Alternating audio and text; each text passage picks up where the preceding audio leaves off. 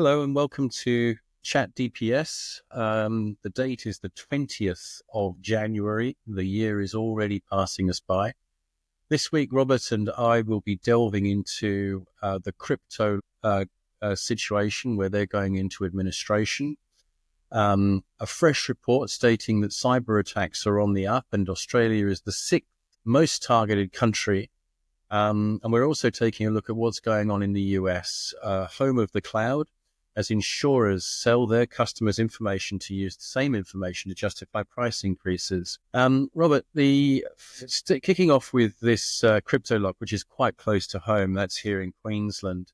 CryptoLoc were awarded a quite prestigious $15 million contract just before the election was called by the previous administration, just prior. And it's being reported by the ABC that the company have since removed their website and communicated to their customers to download their information as the service is no longer available. All sorts of allegations going on here with regards to the company not paying its staff and as a result were placed into administration. Is there any initial thoughts from you around this? I mean, are you aware of this one? I'm aware of it. And like you say, because they're Queensland based, I think we've both come into contact with either CryptoLoc or some of his staff members. I've met Jamie a couple of times, so I will say that. It's a shame. It's a real shame. Without going into too much depth in terms of the allegations, I mean, it's really unfortunate in terms of this state government contract, which is all about helping to build up resilience, cybersecurity resilience of small businesses. The fact that this can't be fulfilled at this stage, and I guess the government, it's a change of government now, so whether they go out and retender this, I mean, I think the bottom line is there's this desperate need to raise cybersecurity awareness and build cybersecurity resilience amongst SMEs, and this appears to be a lost opportunity. So putting aside the disappointment of the allegations and what may happen to the particular business, the impact it has on the local community is also quite significant as well. Yeah, it's really sad. I mean, like an initial payment of $2 million was made to the organization prior to them just wrapping up and shutting up shop to get an email from, your supplier to say, hey, just download your data because it's not going to be available from now on. Seems pretty sad, really. And as you say, the small business community are crying out for this kind of service and thought that they were home and hosed by getting something.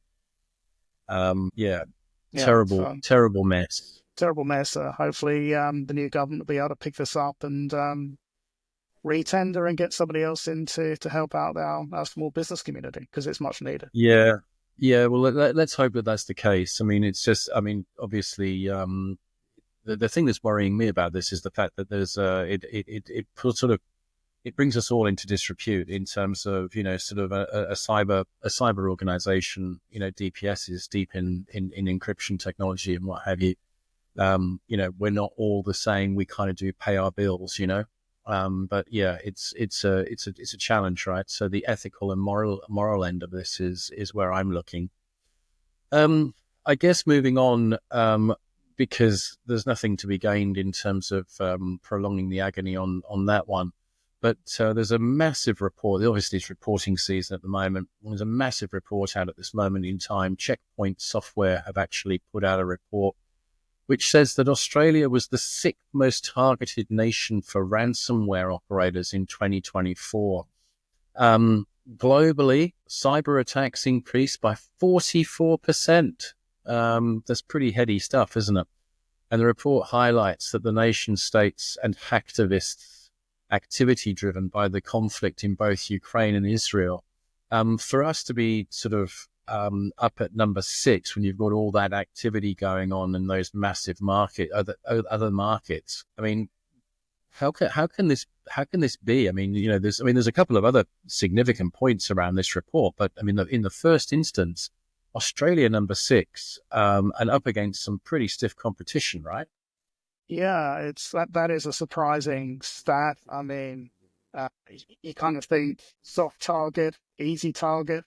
Those are the words that come to mind, because clearly Australia is nowhere near the sixth largest country in terms of population, GDP, anything like that. So there's clearly an attraction there to these threat actors, ransomware groups who clearly see that there's a lot of vulnerable businesses out there that they can exploit, Yeah. and hold to ransom and actually extract dollars from Australian Yeah. businesses. Yeah, and I suppose I mean the really big talking point from my perspective, or when I was looking at this, was that North Korea have been using cyber attacks to prop up its ailing economy, and there was talk in this report about $659 million of theft via cryptocurrency during that period of time. What do we know where that sort of like angle is going? I mean, what the hell is that all about? I think it's just like you say, North Korea probably does a bit of trade with China, a bit of trade with Russia, but outside of that, it doesn't trade with anyone else around the globe, certainly not officially. And so it needs to find revenue from other sources. And unfortunately, things like ransomware is a scene that they can dig into time and time again. So again, and they will be looking for soft and easy targets. So they'll be coming after Australian companies amongst many others. Yeah, so the USA was the most targeted nation, followed by the UK. Other nations mentioned alongside Australia were Brazil, France, India, and Spain. And the most targeted sectors was the education and industrial manufacturing. Healthcare is now at 10% and an increase of 47% over the previous year. Obviously, those sectors are beginning to come home, and it's interesting that I suppose the most highly regulated of the sectors, finance, is not mentioned there in that report at all.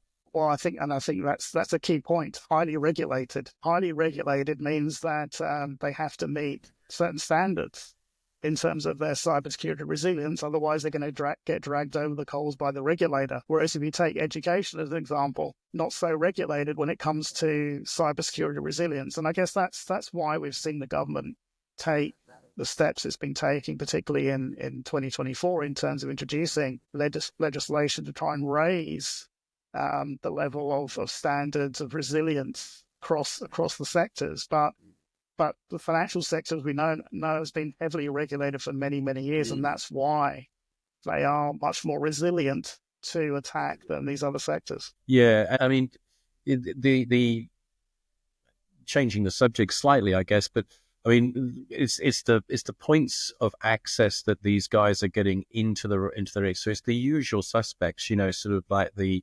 routers and the edge devices, the VPNs.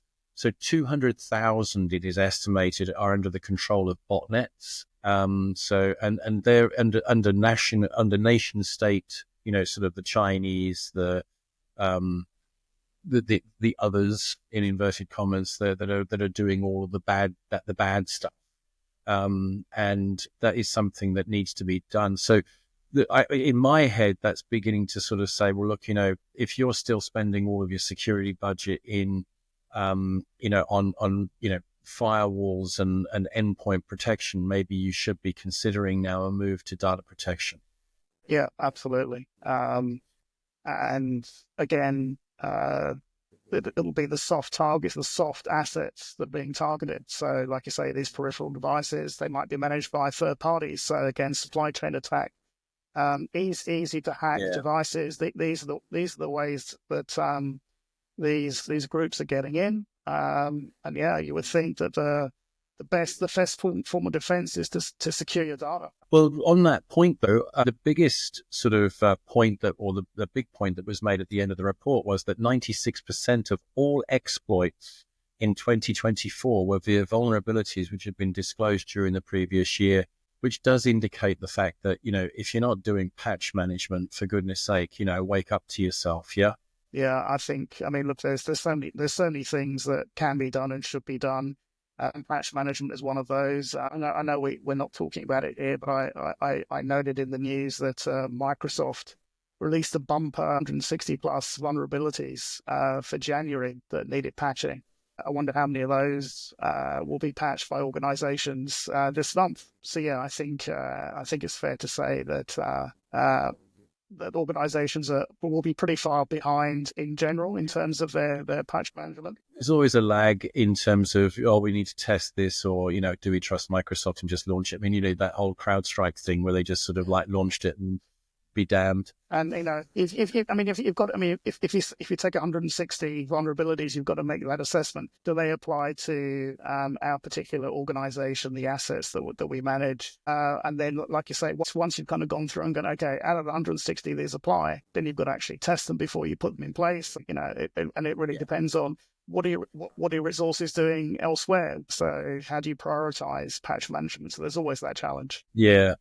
So anyway, meanwhile in Texas, Nice the attorney. Meanwhile in Texas, the Attorney General Ken Paxton sued Allstate for unlawfully collecting and using and selling data about the location and movement of all Texans. This was achieved through secretly embedded software in mobile apps. So Allstate is an insurer, and they were embedding their sort of third-party software in through their application. The insurer also then used the information to justify raising insurance rates. So that's some kind of double whammy, isn't it? Now, we spoke about this with, sort of electric vehicles just recently, sort of like, what are they, why is it important? And we're beginning to sort of like see now that there's an economic reason for why they want to do this. They want to raise the premiums and the insurance and all the other bits and pieces. Why is Texas all of a sudden just spearheading all of this? Is it some guy that sort of like knows a little bit about it, spearheading it and going, this is wrong? Because it is wrong, right?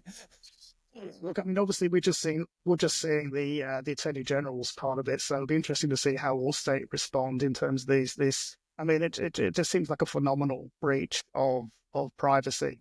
But I think interestingly, if you go into the case that the Attorney General has brought, it also talks about alleging that Allstate purchased data from car companies, Toyota and Ram and Dodge Ram, amongst many others, have been listed, and have used that data to identify driver behavior as well. So, according to the allegations, not only did they build up this database to use to charge more premiums, they sold that information allegedly to other insurers for their own databases. So they made money, and then they allegedly bought data from car manufacturers to again improve their data set and work out what the drivers were doing. So there's many prongs to this particular case, and it all looks bad. Yeah, well, I mean, I suppose in some respects, I mean, the thing, this sort of got me thinking. It was like, hold on a minute. I mean, conspiracy theories 101, right? So this is happening in America. Where do all the cloud companies live? So if this is the ethical standard that we're actually being upheld over there by them, I mean, data sovereignty, please. Yes, please, tick. Yeah, absolutely. Yeah, at least we've got some level of control over what's going on in the place. So that'll be fine and dandy. Anyway, look, I think that we're at time. So I'd just like to say thank you, Robert, for joining me again this afternoon. It's been an absolute joy catching up. That was Chat DPS for the 20th of January. We're looking forward to catching up again next week, although obviously here in Australia there will be a public holiday, so we're going to have to work around that. But we'll find a way. We will succeed. Thank you, Robert. Thanks. See you.